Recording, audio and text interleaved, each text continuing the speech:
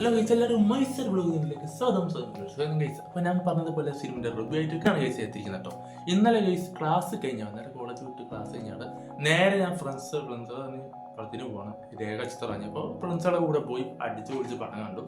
എനിക്ക് ഒന്നാ പറയാനുള്ളൂ, പടം കാണാത്തവരുണ്ടെങ്കിൽ ഇപ്പം തന്നെ പോയി കാണാം. മസ്റ്റ് വാച്ച്, തിയേറ്ററിൽ പോയി മസ്റ്റ് വാച്ച് ചെയ്യണം ഗൈസ്, മസ്റ്റ് വാച്ച് ചെയ്യണം. അല്ലാതെ പടം ബ്ലോക്ക് ബസ്റ്ററായി പടം OTT ഇറങ്ങാൻ നേരത്ത് OTT കാണാന്ന് പറഞ്ഞിട്ട് ഒരു കാര്യമില്ല. അങ്ങനെ പറഞ്ഞിട്ട് ഒരു കാര്യമില്ല ഗൈസ്. എന്താണെന്ന് വെച്ചാൽ നമ്മൾ അതിൽ OTT കണ്ടിട്ട് ഒരു കാര്യമില്ല. ഇത് തിയേറ്ററിൽ മസ്റ്റ് വാച്ച് ചെയ്യും. ഈ പടത്തിൽ എനിക്ക് നെഗറ്റീവായിട്ട് ഒന്നും തോന്നിയിട്ടില്ല. പോസിറ്റീവായിട്ടാണ് പറയാനുള്ളൂ. പോസിറ്റീവായിട്ട് പറയുകയാണെങ്കിൽ ഈ പടത്തിൽ ഇത് ഇഷ്ടപ്പെട്ടു കേട്ടോ. പടത്തിൻ്റെ സ്ക്രിപ്റ്റ് എനിക്ക് നല്ലോണം ഇഷ്ടപ്പെട്ടു. അതുപോലെ തന്നെ പടത്തിൻ്റെ വിഷ്വല്, പിന്നെ ബാക്ക്ഗ്രൗണ്ട് സ്കോർ എല്ലാം ഉഗ്രനാണ്. ഓക്കെ, ഇപ്പോൾ ഈ പടത്തിന് സംവിധായകൻ എന്ന് പറയുന്നത് Jofin T Chacko. Okay, first പടം എന്ന് പറയുന്നത് ഫസ്റ്റ് പടം നമ്മുടെ മമ്മൂക്കിൻ്റെ പ്രീസ്റ്റ് ആയിരുന്നു. രണ്ടാമത്തെ സിനിമയാണ് രേഖാചിത്രം എന്ന് പറയുന്നത്.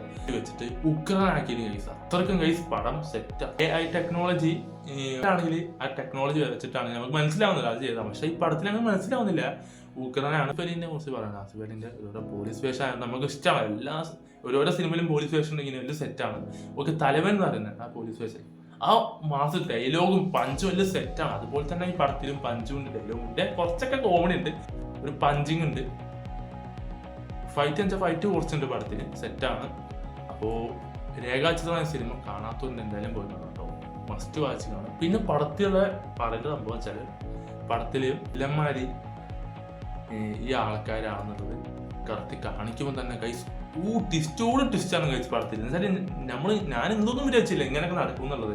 അത്രയും കഴിച്ച് നമ്മളൊന്നും വിചാരിക്കാത്ത കാര്യങ്ങളാണ് പടത്തിൽ കൊടുത്തിരിക്കുന്നത്. സംവിധായകന്റെ ഏറ്റവും വലിയ ഒരു ടേണിംഗ് പോയിന്റ് ആയിട്ട് എനിക്ക് തോന്നുന്നു. അത്രയ്ക്കും നല്ല മനോഹരമായിട്ട് കേസ് കൊണ്ടുപോയിരിക്കുന്നു സിനിമ. ഫസ്റ്റ് ഹാഫ് മുതൽ സെക്കൻഡ് ഹാഫ് വരെ അടിപൊളിയായിരിക്കും കേസ്. ഓരോ ഇതായാലും ഓരോ സീനായാലും ഇതായാലും ഇങ്ങനെ കേസ്. ഇപ്പൊ നമുക്കൊരു പടം കണ്ടാല് ലാഗ് അടിക്കും, പക്ഷേ ഈ പടത്തിന് ലാഗ് അങ്ങനെ ഒന്നുമില്ല കേസ്. അടിപൊളി സിനിമയാണ്. കാണാത്തവരുണ്ടെങ്കിൽ രേഖാചിത്രം എന്തായാലും പോയി കാണാം. നല്ല സിനിമ തന്നെയാണ് കേട്ടോ. നല്ല അടിപൊളി സിനിമയാണ്, എനിക്ക് ഇഷ്ടപ്പെട്ടു. അപ്പോൾ എല്ലാവർക്കും വീഡിയോ ഇഷ്ടപ്പെട്ട ലൈക്ക് ചെയ്യുക, ഷെയർ ചെയ്യുക, സപ്പോർട്ട് ചെയ്യുക. നമ്മളിതുപോലത്തെ സിനിമയുടെ റിവ്യൂ ആയിട്ട് വരുന്നതാണ്. Take care, bye bye.